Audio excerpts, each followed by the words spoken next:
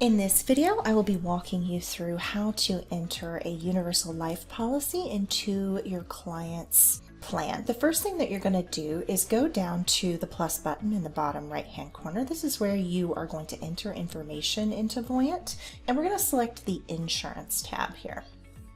I'm going to go to the variable universal life insurance product. We're going to give this a name, and you're going to say whether or not this is insured by the owner, or you can, if there's multiple users in the plan, you can select the other user. You're going to enter the current cash value of this insurance as well as the cost basis.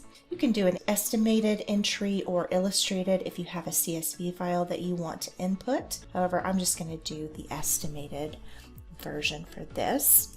You enter in the death benefit and the annual premium for this policy and the premium escalation, and that would be how much this premium increases each year. And we have a little policy details section here. You can enter in a surrender period and percentage and whether or not this is a joint or single policy and whether or not the policy is held in trust. The next thing I'm going to do is assign a beneficiary. This is going to be going 100% to people outside the plan. This can be the client's children who are not included in their Voyant plan. And under timing, we can see that the protection starts now and ends at mortality. Under growth, we can enter in an estimated growth rate for the invested portion of this policy. And then we're going to click Done. Once you've entered in the policy, you'll be able to see it in Year View. Go to Year View and go to Insurance. And you'll be able to see this policy, including the benefit amount and cash value, increasing each year. You can see the premium escalating. Now, if you want to withdraw funds from this policy, you can do so by going to Planned Withdrawals. And we're going to give this a name.